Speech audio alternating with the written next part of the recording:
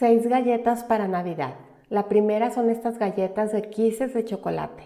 Comenzamos cremando mantequilla con 2 tipos de azúcar y una vez que está súper suave y esponjosa la mezcla agregamos huevo y vainilla. Mezclamos todos los secos y los incorporamos y en cuanto se una la mezcla detenemos. Formamos bolitas, después pasamos por azúcar glass, horneamos y saliendo del horno que duran 10 minutos les ponemos el kiss. La segunda receta son unas galletas de dátil con nuez.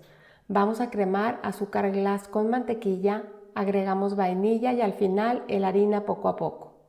Agregamos dátiles partidos en cuadros pequeños y nueces. Seguimos batiendo hasta que la mezcla esté unificada.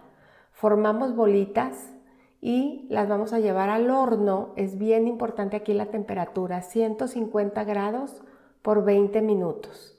Cuando salen así calientitas las revolcamos por azúcar glass y así quedan estas galletas súper ricas, te van a encantar. La tercera receta son estas galletas de chocolate rellenas de mermelada.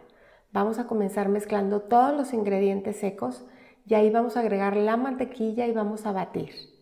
Cuando ya esté incorporado la mantequilla con los secos, vamos a agregar los huevos y vamos a continuar batiendo hasta formar una mezcla homogénea.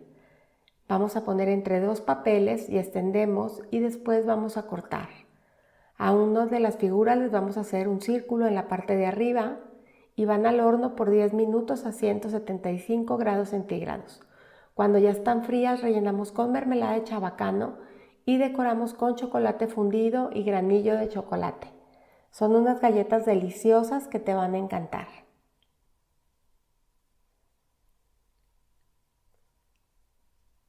La cuarta receta son estas deliciosas galletas de frutos secos con chocolate. Mezclamos clara de huevo y alulosa o azúcar y vamos a mezclar varios frutos secos. Los incorporamos con la clara y ya que tenemos todo muy unificado vamos a formar nuestras galletas. Van a ir al horno por 15 minutos a 180 grados y cuando salen y están frías vamos a poner chocolate por la parte de abajo.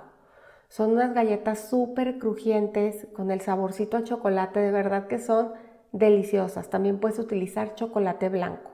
Cualquiera de los dos te va a encantar. Quedan súper lindas y están de verdad deliciosas.